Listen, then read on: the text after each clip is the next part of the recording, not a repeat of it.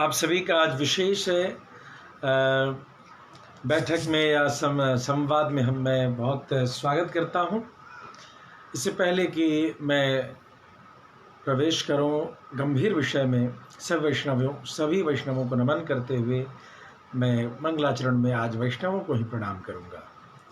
वाञ्छाकल्पतरुभ्यश्च कृपा सिन्धुभ्य एव च पतितानां पावनेभ्यो वैष्णवेभ्यो नमो नमः।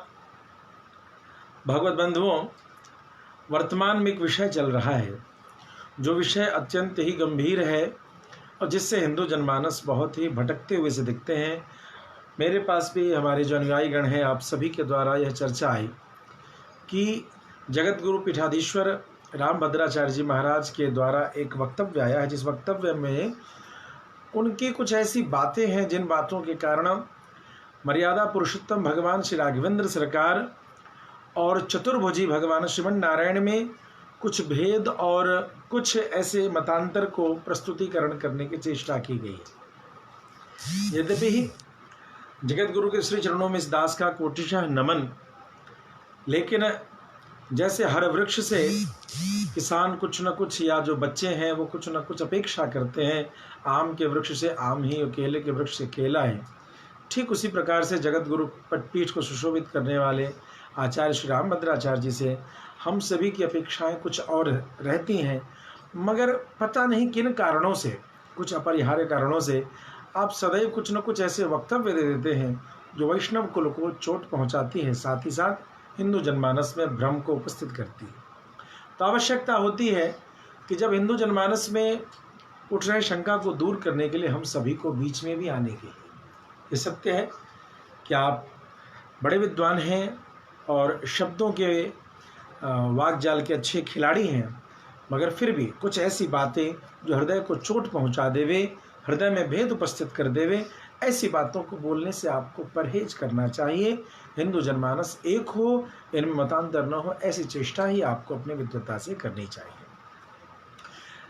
तो मैं आप सभी के बीच में जो रामोपासक है, मैं कुछ प्रमाण लेकर के उपस्थित हुआ हूँ। जो रामोपासक है, जो भगवान श्री राम को ही अपने अध्येय इष्ट राम रक्षा स्तोत्र का नित्य पाठ करते हैं। जब हम राम रक्षा स्तोत्र की चर्चा करते हैं तो वहाँ हमें क्या दिखता है? वहाँ हम एक श्लोक पारायण करते हैं। वेदांत वेद्यो यज्ञेशः पुराण पुरुषोत्तमः जानकी वल्लभ श्रीवान प्रमेय पराक्रमः। वेदांत वेद्यो यज्ञेशः अर्थात यज्ञेश रूप में राम रक्षा स्तोत्र के अंतर्गत भगवान श्री राघवेंद्र सरकार का एक नाम, एक विशेषण आता है। यज्ञेश पुराण पुरुषोत्तमः, जिसे हम पुरातन पुरुष कहते हैं, यज्ञ नारायण भगवान कहते हैं, वह कोई अन्य नहीं, चतुर्भुजी महाविष्णु भगवान की ही चर्चा तो आती है।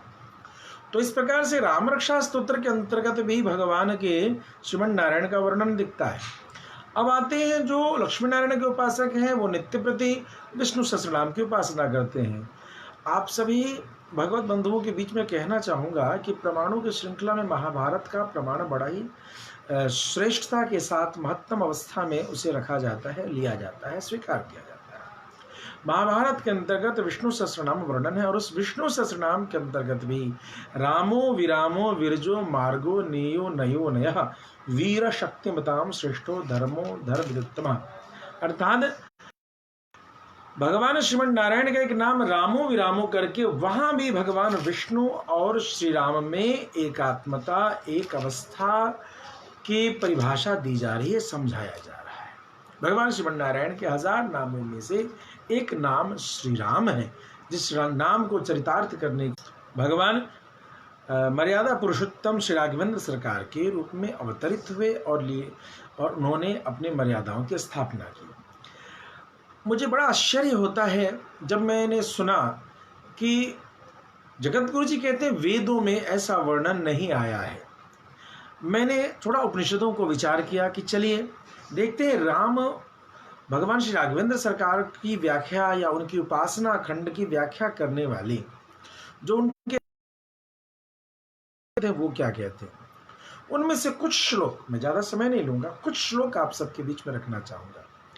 राम पूर्व तापनिषद, श्री राम पूर्व तापिनी उपनिषद में प्रवेश करते हैं, प्रथम जो भाग है, प्रथम उपनिषद कहते हैं, उसमें प्रथम और द्वितीय श्लोक में तो वहाँ पर एक श्लोक आता है, एक मंत्र आता है, जिस मंत्र में लिखा ओम चिन्मयेस्मिन् महाविष्णौ जाते दशरथे हरौ रघुकुलेऽखिलं राति यो महेशितः। ध्यान देंगे, चिन्मये अस्मिन् महाविष्णौ जाते दशरथे हरौ, अर्थात जो राम है उनको महाविष्णु स्वरूप से वर्णन किया जा रहा है, अर्थात चतुर्भुजी भगवान श्रीमन नारायण के रूप। दूसरा मंत्र कहता है सराम इति लोकेषु विद्वद्भिः प्रकटीकृतः राक्षसायेन मरणं यान्ते सोद्रेकतोऽथवा। वही महाविष्णु सराम इति लोकेषु, इस लोक में राम नाम से परिभाषित हुए, अर्थात महाविष्णु चतुर्भुजी स्वरूप को ही यहाँ पर श्री राम के रूप से इस लोक में जाना जाता है, ऐसा वर्णन यहाँ दिखता है।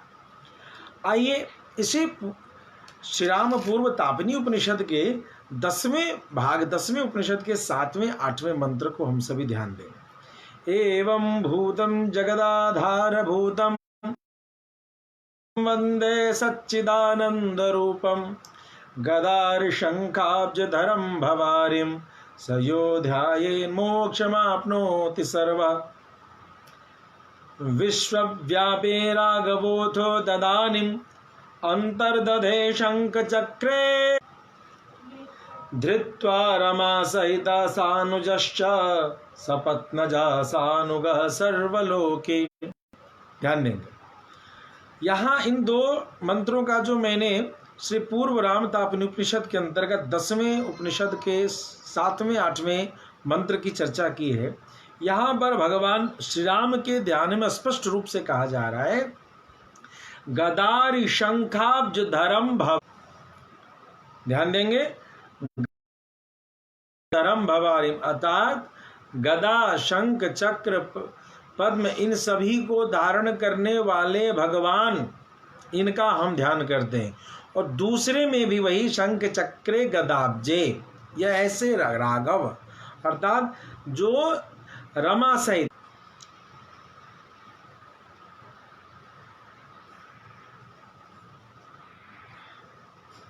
यहाँ पर दिखाया राघवोथ हो, यानी जो राघव हैं वो कैसे हैं, तो वह भी शंख चक्रे गदाब्जे, तो 8वें मंत्र में भी उनको शंख चक्र गदा पद्म धारण किए हुए दिखाया जा रहा है।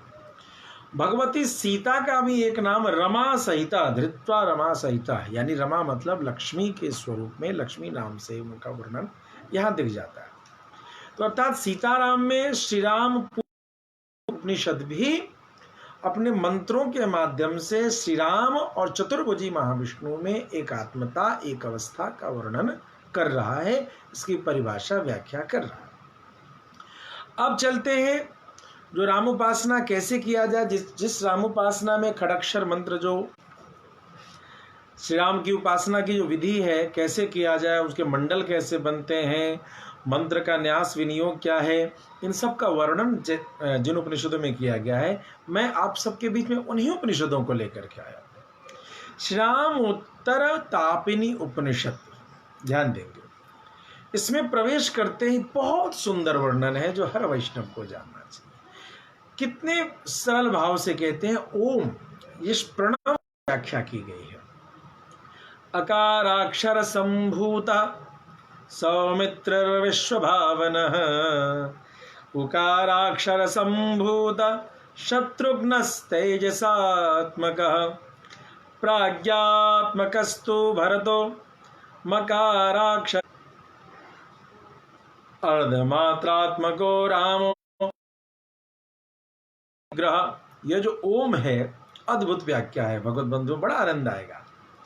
जो अकार अक्षर है और उम और हलम, अकार अक्षर जो है वह क्या है, सौमित्र और विश्वभावना, अर्थात वह लक्ष्मण जी हैं।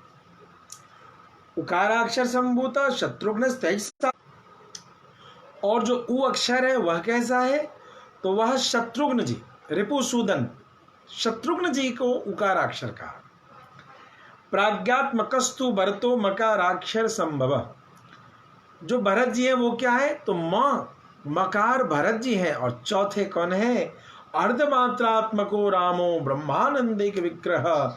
और जो अर्धमात्रात्मिका में जो अलंत है प्रेमियों, वह कोई और नहीं हमारे राम है। अर्थात यहाँ तो चारों भाई को प्रणव के तुल्य बताया। राम भरत लक्ष्मण शत्रुघ्न इन चारों भाइयों की अवस्था ओंकार में सिद्ध की गई है श्रीरामोत्तर तापिनी उपनिषद में।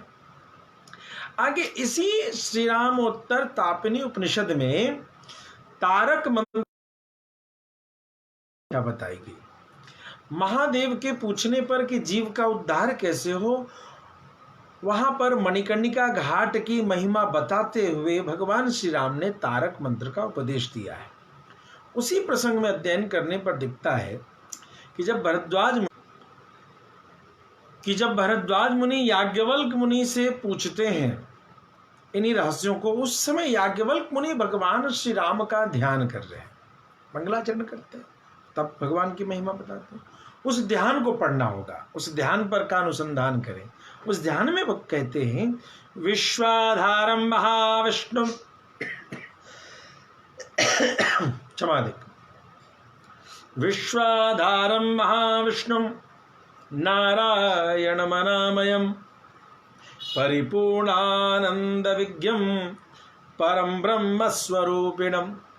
विश्वाधारम महाविष्णु, भगवान श्री राम का एक नाम महाविष्णु के रूप से लिया गया। अर्थात भगवान श्री राम और महाविष्णु में कोई अंतर नहीं है। आगे आते यहीं पर भगवान श्री राम की व्याख्या करते हुए क्या उपदेश दिया जा रहा है। आगे कहते हैं ओम यो वै श्री रामचंद्र स भगवान्य, ओम यो वै श्री रामचंद्र स भगवान, या ओम नमो भगवते वासुदेवा। ध्यान देंगे, पुनः थोड़ा नेटवर्क समस्या है इसलिए बीच बीच में कहीं कट आप सभी को सुनने को मिल रहा होगा, इसलिए पुनः इस मंत्र को बोलूंगा। ओम यो वै श्री रामचंद्र स भगवान, या ओम नमो भगवते वासुदेवाय, यो महाविष्णुर्भूर्भुवः स्वस्तस्मै वै। अर्थात यहाँ क्या दिखता है कि यह जो ओम नमो भगवते वासुदेवाय महाविष्णु की उपासना की जा रही, यह महाविष्णु कोई और नहीं वही श्री रामचंद्र हैं। ऐसी वर्णन, ऐसी व्याख्या, अर्थात विष्णु स्वरूप और श्री राम में कोई अंतर नहीं दी जा रही। आते अब सीतोपनिषद में भगवती सीता की व्याख्या की गई, क्या की गई है इस पर देखते हैं। बहुत सुंदर वर्णन है। सा सर्वदेवमयी, सर्वलोकमयी, सर्वकीर्तिमयी, सर्वधर्ममयी, सर्वाधार कार्य कारणमयी, महालक्ष्मीर्देवेशस्य भिन्ना भिन्न रूपा, चेतना चेतनात्मिका, ब्रह्मस्थावरात्मिका, तद्गुण कर्म विभाग भेदा, शरीर रूपा, ऋषि मनुष्य गंधर्व रूपा, असुर राक्षस भूत प्रेत पिशाच भूतादि भूत शरीर रूपा, भूतेन्द्रिय मन प्राण रूपेति च विज्ञायते। यहाँ पर बहुत ही सुंदर एक वर्णन आया है जिसमें कह रही हैं, उपनिषद निर्देश करता है कि ये महालक्ष्मी के रूप में यही है। इन सभी चीजों में भगवान श्री राम, इन सभी श्लोकों में, प्रमाणों में, मंत्रों में देखने को मिलता है कि भगवान श्री राम और चतुर्भुज विष्णु में कोई अंतर नहीं है। क्या भगवान श्री राम चतुर्भुजी के अवतार हैं या नहीं, या इन दोनों में भेद है, तो उसके लिए हम सभी को वाल्मीकि रामायण पर जब अनुसंधान करते हैं तो हमें बहुत सारे प्रमाण दिखते हैं, जहां पर हम सभी देखते हैं कि विष्णु पुत्रत्वमागच्छा कृत्वात्मानं चतुर्विधम तत्र तत्रत्वं मानुषो भूत्वा प्रवृद्धम लोककंटकम। अर्थात विष्णु पुत्रत्वमागच्छा, भगवान विष्णु ही पुत्रत्व की अवस्था को प्राप्त करके राम के रूप में आ गए, और वह अभी 4 पुत्र के रूप में आ गए, राम भरत लक्ष्मण शत्रुघ्न। और इस प्रकार से यह वर्णन देखने को मिलता है कि श्री राम और चतुर्भुजी विष्णु में कोई अंतर नहीं है। नेटवर्क की समस्या के कारण बीच बीच में संवाद कहीं कटा कटा सा है, लेकिन इसे इस वीडियो को निकालने का या इस बात को आप सबके बीच में रखने का मूल उद्देश्य था कि आप सभी की कुछ चर्चाएं हमारे पास आईं और यह निवेदन रहा कुछ भक्तों का किस विषय पर सम्मुख होकर के कुछ निर्देश ऐसा दिया जाए जिससे कि शंका समाधान हो और हमारे हिंदू जनमानस जो हमारे वैष्णव गण हैं वह आपस में मतांतर में न उलझें, सभी भगवान की भक्ति बड़े प्रेम से भगवान श्री राम और कृष्ण की उपासना करें। किसी प्रकार के मतांतर करने की आवश्यकता नहीं। सभी वैष्णवों का सम्मान करें, सभी गुरुजनों का सम्मान करें और निर्भीक होकर के अपने उपासना के पथ पर चलें। लेकिन हम एक पथ पर चलते हों, मान लिया हम एक मार्ग पर, एकम सद विप्रा बहुधा वदंती, एक सत्य है जिसको जो हमारे विद्वान हैं, आचार्य हैं, कई रूप से बताते हैं। वे अलग अलग बताए हुए मार्ग को हम पथ समझ लें तो समझ लें कि यदि हमें एक पथ पर चलना है तो दूसरे पथ पर हम गोला मार दें, विस्फोट मार दें कि वह पथ नष्ट हो जाए, यह चेष्टा उचित नहीं होती। कि आप चल तो रहे हो एक पथ पर और दूसरे पथ को नष्ट करें, यह सामान्य रूप से कोई अच्छी शैली नहीं है। इसलिए आप सभी लोगों से निवेदन, जिस पथ पर हैं उस पथ पर चलते हुए दूसरे समस्त भक्तों का सम्मान करें और एक दूसरे से विद्वेष न करें, एक दूसरे का अपमान हो ऐसी चेष्टा न करते हुए धर्म के पथ पर चले। सविष्णु हो परमम पदम, वो भगवान परम पद जो है उसी का नाम विष्णु है, उनकी प्राप्ति हो, ऐसी भगवान श्री लक्ष्मी नारायण के श्री चरणों में आप सभी के लिए कोटिशः नमन। जय श्रीमन नारायण।